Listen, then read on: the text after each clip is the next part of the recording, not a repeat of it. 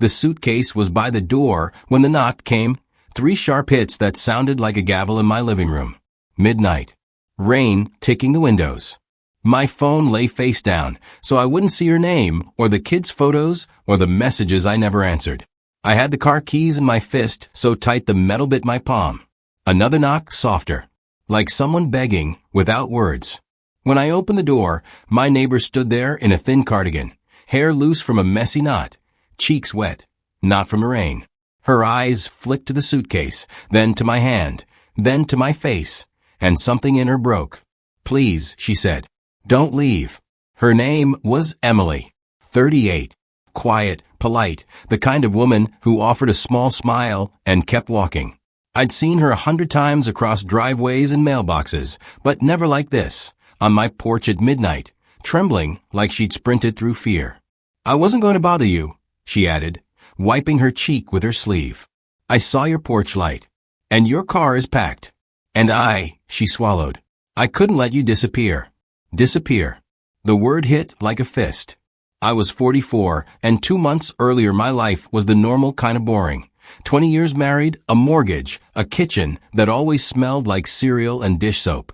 2 kids, Noah, 12, and Lily, 9, who used to slam the door open when I got home. Then one Tuesday, I came back, and the house was hollow. Closets half empty. Their toothbrushes gone. A note on the counter. "I'm sorry. I can't do this anymore." No fight. No warning. Just the refrigerator humming like it didn't care. She took the kids to her sister's in another town. At first I called, certain it was a misunderstanding. After the 5th voicemail, the calls turned into texts. After the 10th, into nothing. Nights got longer. Food tasted like cardboard. The silence started to feel physical, like a hand over my mouth. That was the part nobody warned me about. Not the anger. Not even the loneliness. The slow thought that maybe it would be easier to stop existing in the places that hurt. So I made a plan. Leave before morning. Start somewhere no one knew me. Somewhere I wouldn't have to walk past the empty swing set or stare at the chalk drawings my kids had left on the driveway. Emily looked at me like she could see the plan in the suitcase. "You don't even know me," I said, and my voice came out rough. "I know more than you think," she whispered. "I know you sit in your car some nights with the engine off. I know you forget to bring your trash cans back in. I know you step around those chalk drawings like they're sacred." My throat burned. I realized I was still squeezing the keys like a weapon. Emily took one small step forward, not close enough to crowd me, just close enough that her warmth reached the edge of the cold air between us. "I'm not asking you to be strong," she said. "Just stay tonight." The rain got louder. My house behind me felt like a cave. Her porch light across the street glowed like a small, stubborn promise. I should have shut the door. I should have said it wasn't her business. Instead, I stepped back. Emily's shoulders dropped as if she'd been holding something heavy for a long time. She didn't smile. She just walked inside carefully, like the floor might break under her. And for the first time since my family vanished, I wasn't alone in the silence. She smelled like rain and soap, and that detail kept me from running into the dark tonight. I didn't sleep that night. Not really. I sat on the edge of the couch with the porch light still on, like some part of me feared she'd vanish if I blinked. Emily kept her coat on at first, hands wrapped around a mug of tea she'd made in my kitchen, as if she'd done it 100 times. She didn't ask questions the way people usually do. No, what happened? No, are you okay? She just stayed, and in the quiet, that felt like a kind of answer. Around 2 in the morning, my chest started doing that thing it had been doing lately, tightening, squeezing, like the air had turned to wet concrete. I stood up fast, pacing, trying to outrun it. Emily didn't touch me. She only spoke softly, like you might speak to a startled animal. "Breathe with me," she said. It sounded ridiculous, but I did it anyway. In through the nose, out through the mouth. Her breathing was steady, slow, an anchor. When the panic finally loosened its grip, I realized my hands were shaking. "I'm sorry," I muttered, staring at the floor. "Don't be," she said. "You're still here," right then. By dawn, the rain had thinned to a drizzle. Emily stood at my window and watched the street like she was guarding it. When she turned back, her eyes looked tired, but gentler. "I have to go to work," she said. "But will you promise me something?" I didn't want promises. Promises were what people broke. Still, I nodded. "Don't pack again today," she said. "Just let the morning happen." After she left, the house felt empty again, but different, like a room after music stops. The suitcase stayed by the door. I didn't move it. I stared at it for a long time, then shoved it into the hallway closet until it disappeared behind winter coats. That afternoon, I found a paper bag on my porch. Inside was a breakfast sandwich wrapped in foil and a note in neat handwriting. "Ate one myself, so you can't pretend it's poison. Emily." A small joke, warm in the palm. I ate every bite. Over the next week, she became the quiet thread stitching my days together. Sometimes it was food left on the step. Sometimes it was her texting, "Just checking you're home," or "Did you take a shower today?" She never used pity. She used matter-of-factness, as if caring for me was simply part of the neighborhood routine. I started noticing things I'd missed before. How she always parked perfectly between the lines. How she wore her hair up when she gardened, a loose strand falling against her cheek. How she hummed under her breath while watering the hydrangeas. I'd stand at my window and watch, feeling like a thief stealing moments I didn't deserve. One evening, I was taking the trash out when she called my name. Not loud, just enough. "Hey," she said, holding a small plastic container. "I made too much soup." Too much. Another gentle lie. She could have kept it. She wanted an excuse to look at me. We stood under my porch light. Her face had that soft glow that made her look younger than 38, and also older in the ways that mattered. Steady, careful. I accepted the container, our fingers brushing for half a second. The touch wasn't electric like in movies. It was quieter. It felt like permission. "I didn't thank you," I said. "You don't have to," she replied, but her eyes didn't leave mine. "Just don't disappear." The word again. Disappear. Like she'd already lost someone once and couldn't bear another. A few days later, my ex-wife finally answered a call. Her voice was clipped, distant, like we were discussing a cable bill instead of our children. "They're fine," she said before I could speak. "They don't need chaos." "I'm their father," I said, and my voice cracked on father like it hurt to say it. There was a pause. Then, visitations can happen when you're stable. Stable. As if grief was a crime. When the call ended, I found myself on my front steps, head in my hands, trying not to fall apart. Emily's door opened across the street. She'd been outside pruning a plant, and somehow she knew without hearing anything. She crossed over with slow steps, respecting the fragility of the moment. She sat beside me on the step, leaving space, then nudged her shoulder lightly against mine.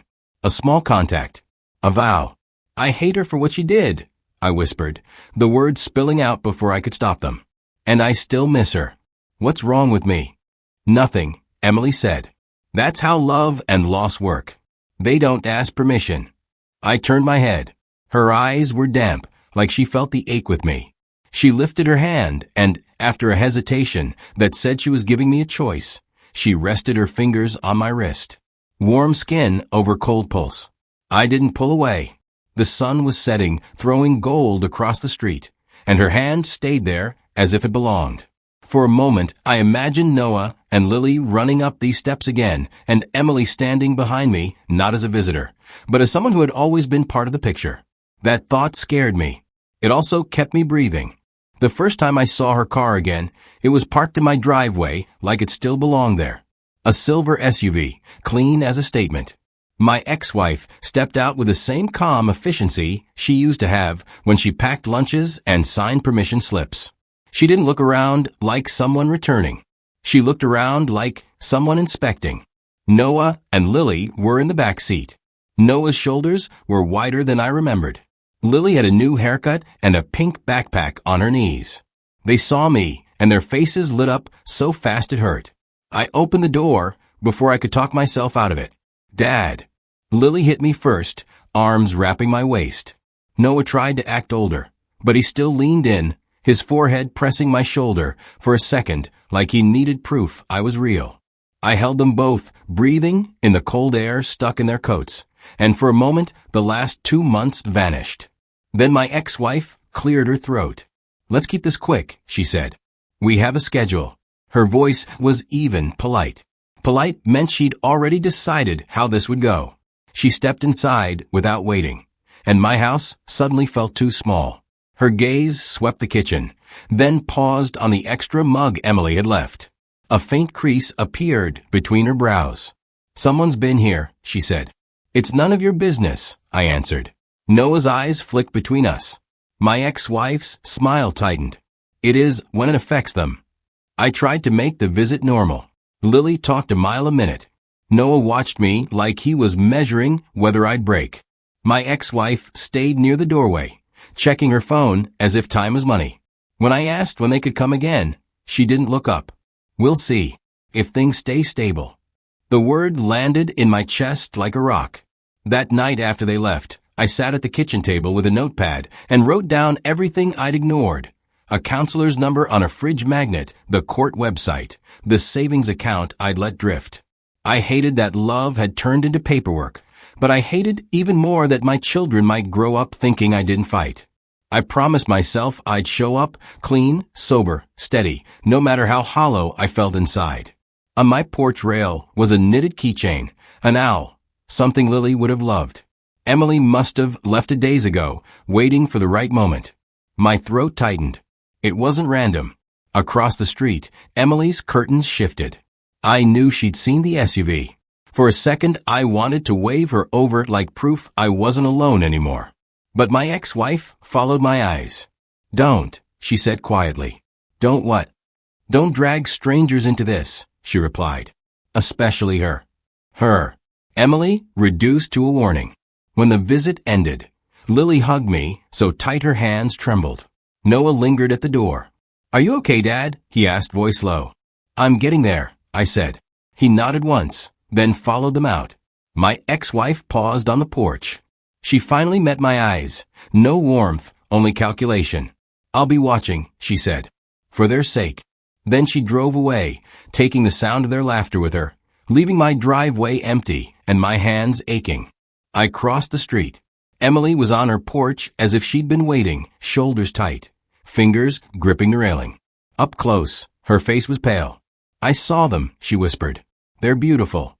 I nodded, throat too thick to answer. Emily stepped down one stair, then stopped like there was an invisible line. "She doesn't want me near you," she said. I could feel it. "She doesn't get to decide that," I snapped and hated the edge in my voice. It wasn't Emily I was angry at. It was the helplessness. Emily's eyes shone. "She can decide a lot right now," she said softly. "And you love your kids more than anything." "I can't lose them," I admitted. "Then don't risk it," she said. Her calmness felt like a door closing. "Is that what you want?" I asked. "To step back." "I want you to get them back," she said. "Even if it means I'm just the neighbor." The word neighbor sounded like a punishment. I took a step closer, and for a second her hand lifted as if she might touch my arm. Then she dropped it. "Emily," I said, "you're not just—" "Please," she interrupted, voice breaking. "Don't make this harder." Something inside me panicked. The old instinct to cut first, to protect myself by pushing away, rose like poison. "You're right," I said, before I could stop it. "This can't be anything." Her face went still, like a light switching off. "I know," she whispered, and one tear slid down her cheek. She didn't wipe it away. She just looked at me as if she'd been holding her breath for months, and finally ran out of air. Then she stepped back onto her porch, up and away, and the distance between us felt wider than the street. I walked back to my house with my kid's hug still on my shirt, and for the first time I understood something terrifying. I wasn't afraid of losing my ex-wife. I was afraid I'd just lost Emily. I tried to tell myself the silence was temporary, that Emily stepping back was just a pause I deserved.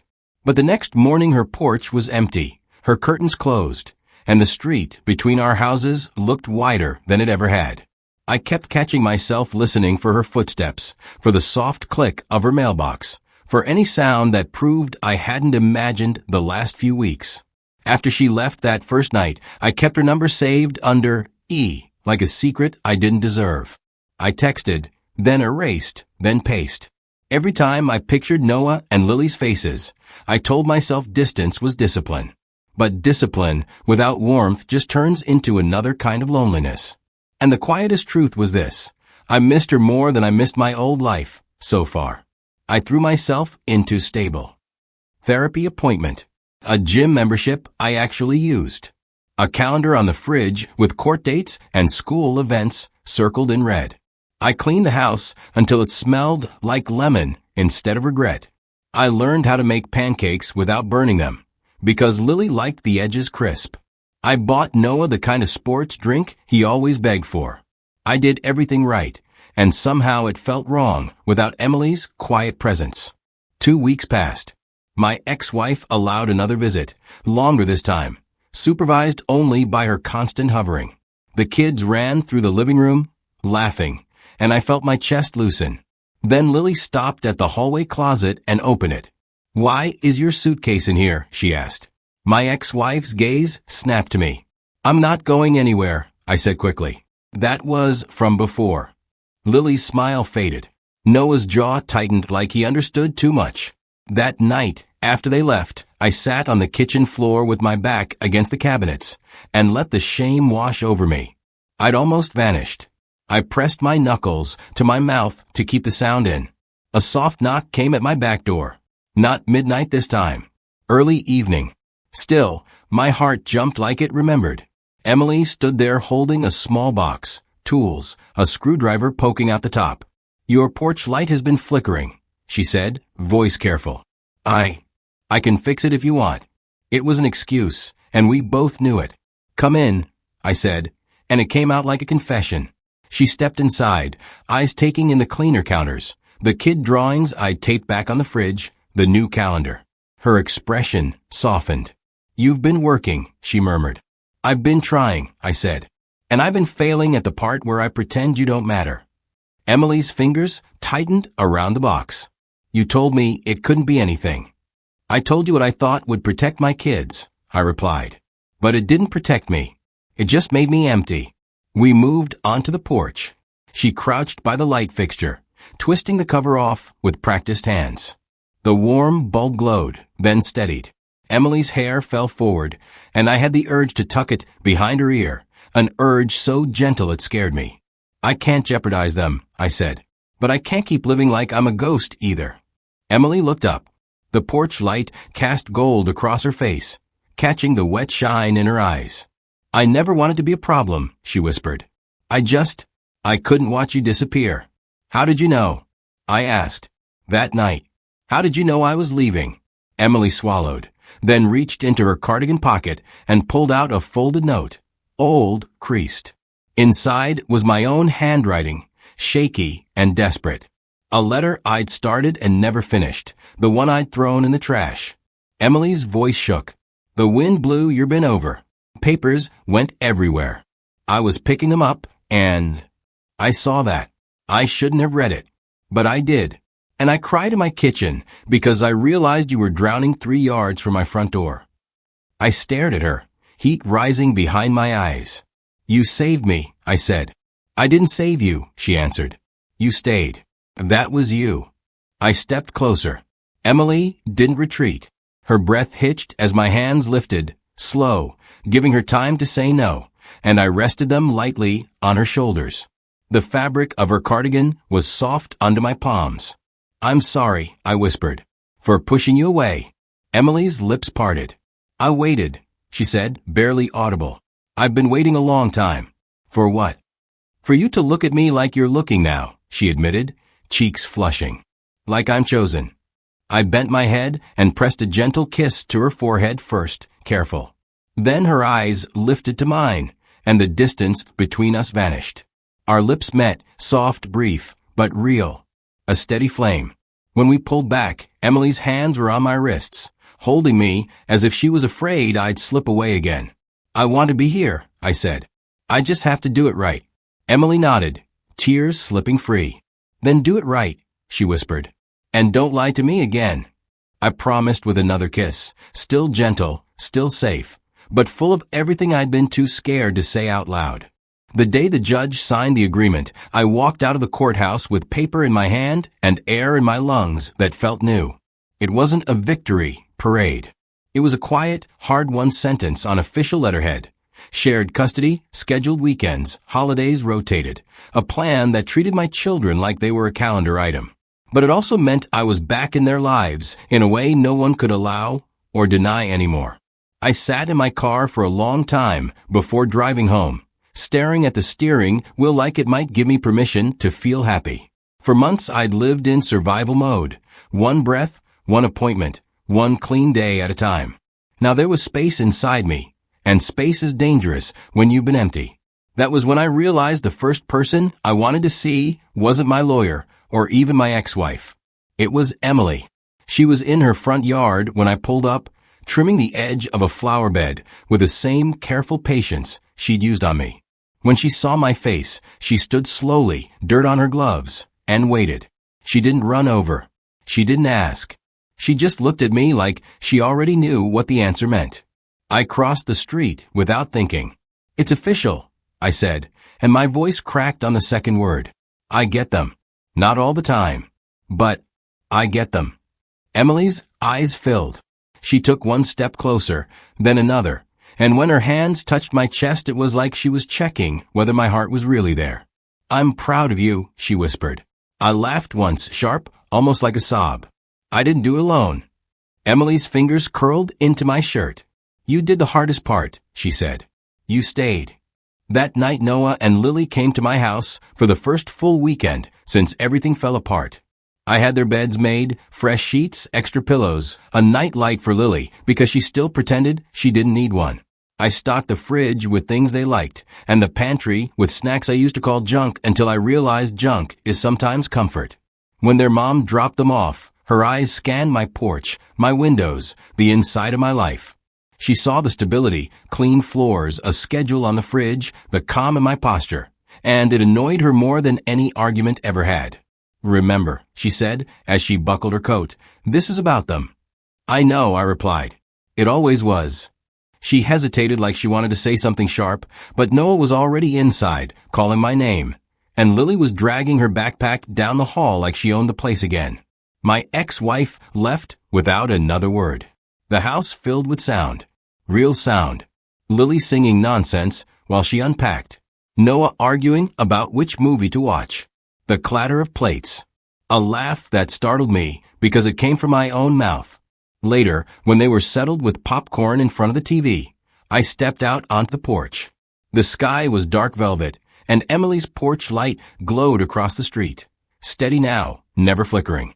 She was sitting on her steps, knees tucked to her chest, like she'd been waiting but didn't want to intrude. I walked over. "Hey," she said, and the softness in that single word made my throat tighten. "They're here," I told her. "Both of them." Emily's smile trembled. "I heard the laughter," she admitted. "It's beautiful." I sat beside her, close enough that our shoulders touched. For a while we just listened to the quiet neighborhood, the distant hum of cars, the little ordinary sounds that used to mean nothing and now meant everything.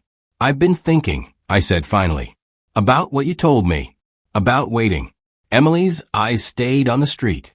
"You don't owe me anything," she said quickly, like she was afraid of the topic. "I do," I replied. "Not in a debt way, in a truth way."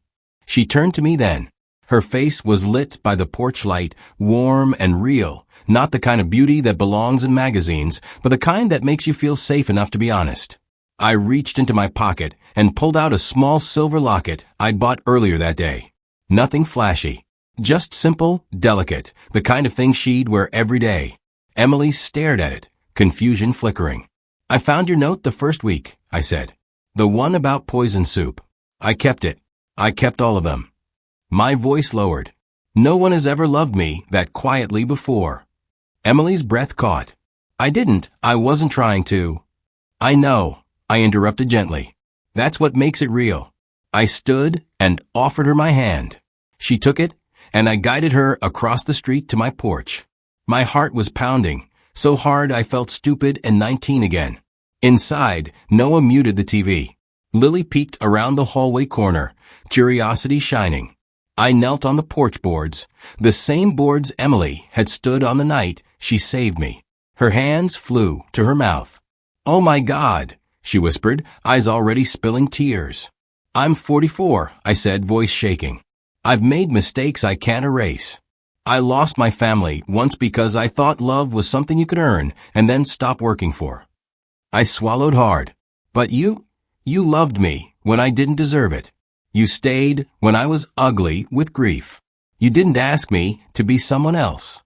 Emily shook her head, tears rolling down her cheeks. "Please." I opened the small box in my pocket. The ring wasn't huge. It was honest. The kind of ring a man buys when he finally understands what matters. Noah stepped closer behind Emily, silent, watchful. Lily crept to Emily's side and took her hand. "I want to do this right," I said. "Not in secret. Not in fear. With them. With you. Emily, will you marry me?" For a second she couldn't breathe. Her shoulders trembled. Then Lily hugged her waist, pressing her cheek into Emily's cardigan like it was the most natural thing in the world. Noah's hand landed on Emily's shoulder, awkward, protective, sincere. Emily let out a sound that was half laugh, half sob. She nodded hard. "Yes," she whispered. "Yes. Yes." My hand shook as I slid the ring onto her finger. She dropped to her knees with me, and we held each other there on the porch while the kids wrapped their arms around us, turning us into one tangled, imperfect, rescued family. When I kissed her, it was gentle, no performance, no drama, just a promise against her lips that I was done running. Across the street, the night stayed quiet.